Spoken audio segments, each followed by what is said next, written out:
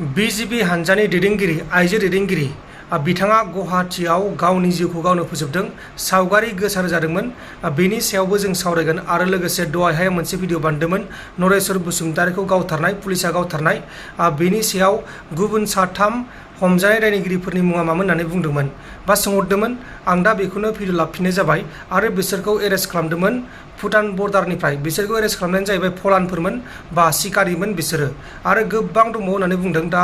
गुबुन दायनिगिरिफोरखौ नागिरनाय खामानिया सोलिगासिनो दङ बे नरेश्वर बसुमतारीजों हमजाफानाय लोगोफोरनि मुङानो जाहैबाय बिरेन नार्जारी नरेश्वर बसुमतारीयाथ' बे थैखाबाय ओमफ्राय सासे दंबावो नाल बाहादुर मागर बे जाबाय नेपालि मानसि बिसोर साथामखौ पुलिस आरो हाग्रा बिफाना भुटान बर्डारनिफ्राय एरेस्ट खालामदोंमोन आरो एरेस्ट खालामखांनायनि उनाव सोंथि खालामबाय थानाय समाव नरेश्वर बसुमतारीनि खुगानिफ्राय हाथियारखौ थाख्लाय दैसा सेराव दोनदों होननानै बुंदोंमोन बेनो लाना फैदोंमोन पुलिसा नरेश्वर बसुमतारीखौ आरो नरेश्वर बसुमतारीजों आरो पुलिसफोरनि गेजेराव नारा नाथा जानायाव बे जाथाया जादों अदेबानि पुलिसा गावसोरनि रैखाथिनि थाखाय नरेश्वर बसुमतारीखौ गावदों होननानै बुंदों दा बे थांबाय अब्ला जों दा सावरायगोन जोंहा नैबे गुवाहाटी नोगोरमायाव सासे दैदेनगिरि आइजोआ सावगारि गोसार जानायनि उनाव गावनि जिउखौ गावनो फोजोबदों सावगारि गोसार जानानै बा भाइराल खालामजाखांनायनि उनाव गावनि जिउखौ गावनो फोजोबनाय आइजोआ नैबेनोमोन नाथाय बेनि मेगनखौ होथेदों बेखौ आं होथेयाखै बेखौ निउस मिडियाफ्रानो होथेखादों दा बेखौनो जों सावरायनि गुवाहाटी नोगोरमानि सिङाव थानाय बामुनि मैदाम ओनसोलाव बीजेपी हानजानि सासे दैदेनगिरिखौ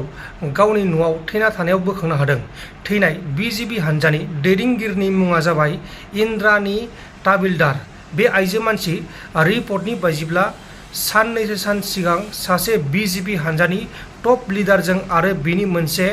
इन्टिमेट जानाय बा गाज्रि मोनसे सावगारिया ससियेल मिडियायाव गोबां गोसारदोंमोन बा भाइराल जादोंमोन आरो भाइराल जानायनि जाहोनाव बियो सहायनो हायैयाव गावनि जिउखौ गावनो फोजोबदों होननानै मिथिहोनाय जादों दा बे जाथायनि सायाव पुलिसा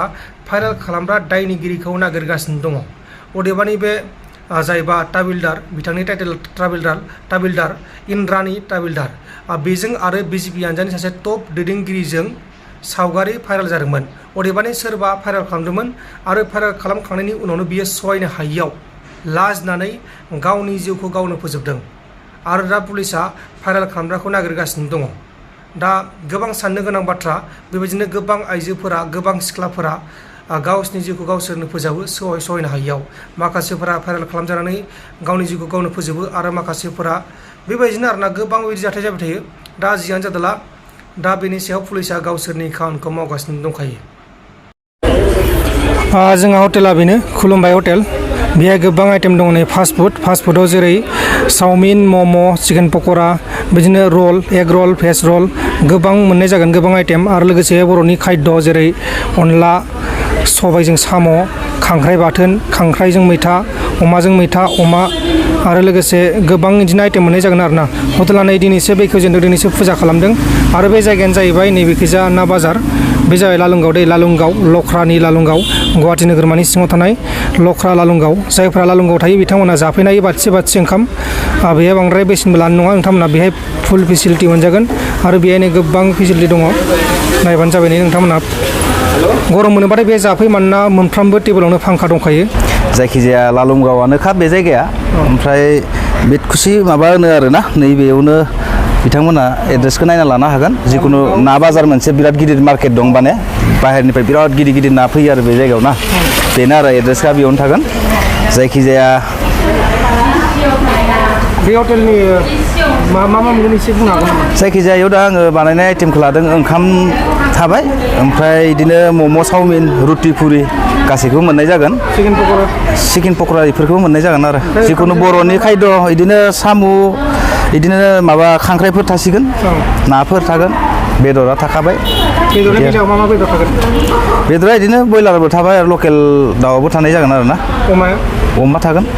ओमफ्राय रुटि सबजि बे गासिबो थागोन साहाबो थागोन ओमफ्राय बे हटेलखौ नोंथाङा मा गोसो जानानै खुलिखो जेनेबा आं दिनै जेनेबा गोबां सम गुवाहाटीयावनो थानानै जेनेबा उरां फारां बिदिनो लोगोफोरजों बायदि खामानि मावनायनि गेजेरजों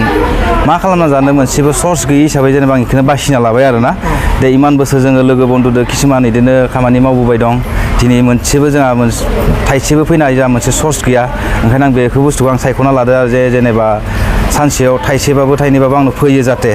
ओरैनो जोङो खामानि जाबाबो जायाबाबो गिदिंगारनाय थायो नालाय ओंखायनो आं दिनै लोगोसे आंजों लोगोसे किसुमान साथाम साब्रै मानसियाबोथ' बेस्थ' जाफागोन नालाय बिसोर न'खराबो सोलिनो हागोन बेजों लोगोसेनो जेनेबा आंबो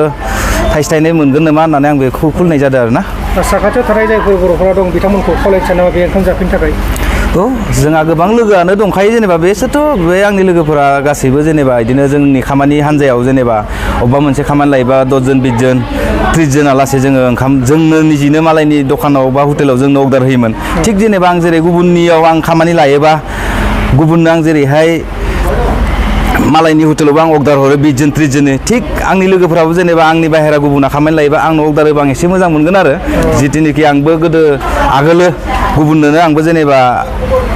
अर्डार होयैनो संबोदों नालाय दा आंनोबो बिदिनो फैजानो आं लुबैदों जायखिजाया लोगोफोरखौ आंनि संनाय खुरनाय बेसेबां मा जायो बेखौ बिथांमोना उनाव जाना नायबासो मिथिसिगोन आरो ना लालंगआव गोबां बर'फोर थायो बिथांमोना जाफैनो हायो आधा प्राइसखौ नोंथाङा बुंनो हागोन नामा ओंखाम निरामिस ओंखाम प्राइसखौ बेसे टारगेट खालामदों दा बे बुस्थुखौ आं दा बुंनो हाथ'वा मेनु बानायदो बे मेनु हिसाबै जेनेबा माया मा दाम जाना फैदों बे बुस्थुखौ आं उनाव देखायनो हागोन आरो माने दा फिक्स खालामथ'वाखै दा फिक्स खालामाखै आं बानायनोसो होदों आरो मा स्टार्टिं जाथ'वाखैना आरो ना स्टार्टिंआ दिनैनिफ्राय आङो अपेनिं खालामबाय फानला दिनै फाननाय जाथ'ला आरो 15 आगस्ट फैगासिनो 15 आगस्टनि नेक्स्टनिफ्राय गाबोननिफ्रायबो ओरैनो फिसा फिनला ओरैनो ओंखाम ओंख्रि साफा सानै फैयोबा मोनजालांगोन जेनेबा खिन्थु 15 तारिखनि उनाव 16 तारिख लासैनिफ्राय आं माने फुरा एभ्रिथिं फुरा बुस्थुखौ लाखिनाय जासिगोन आरो दिनैनिफ्राय आं स्टार्ट खालामबाय गाबोननिफ्राय आंना जेनेबा ओरैनो ओंखाम ओंख्रि सोरबा साहा लोङोबा रुटि फुरि जायोबा मोनफैगोन मम' चावमिनखौ गाबोन मोनथ'नाय नङा मानो होनबा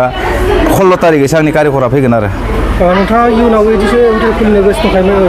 दंखायोमोन दंमोन आंहा बेनि सिगांबो